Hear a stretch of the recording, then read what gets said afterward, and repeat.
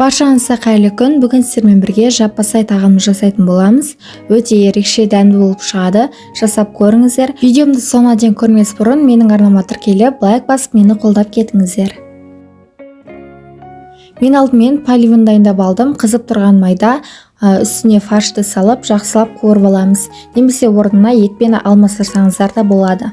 Үстіне майда 4 піште етіп туралған пиязымызды да қосып, жақсылап қуырамыз. Одан соң мен үстіне жасыл, сары, қызыл түсті тәтті бұрыштарды қостым, яғни болгарскийді қосып араластырдым. Кейіннен қызанақты да 4 піште етіп, майда етіп турап, үстінен қосып араластырамыз.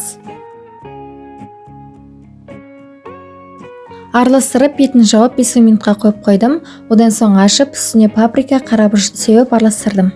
Тек фарштан емес, етті де қолданып турап, тура осылай қуырып жасасаңыздар болады.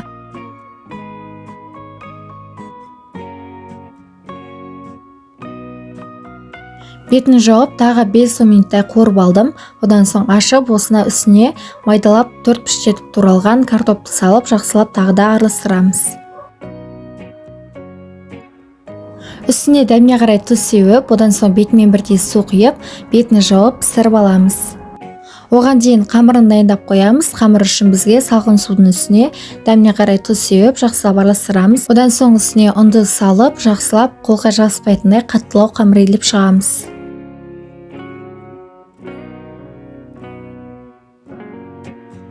Қамыр қаттылау болып иленіп шықты. Енді бетін жауып 5 минутқа демалдырып қоямыз.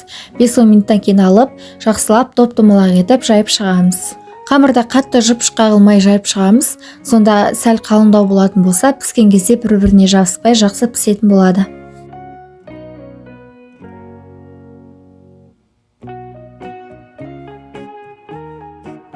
Қамырды жайып болғаннан кейін үлкендеу 4 піште етіп барлығын кесіп шығамыз. Мен осылай бірден жайып тұрған күйінде кесіп шықтым.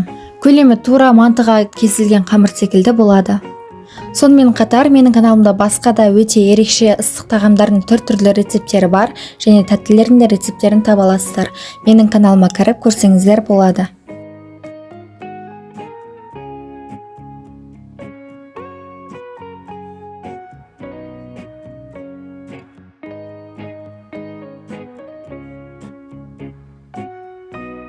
Бізде полив те қамыр да дайын болды. Енді осы поливті ашып, үстіне осы қамырларымызды бір-бірінің үстіне қойып шығамыз. Қамырлар бір-біріне жабыспас үшін арасын міндетті түрде майлап отыру керек. Барлығының арасын майлап осылай салып шықтық. Енді бетін жауып 30 минуттай пісіреміз.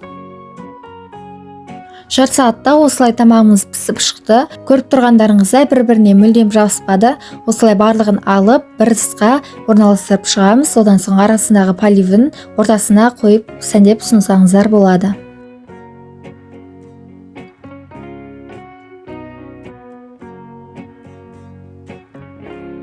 Осымен біздің жаппасай тағамымыз дайын болды. Өте дәмді, ерекше болып шығады. Жасап көріңіздер. Міндетті түрде ұнайтынына сенімдімін.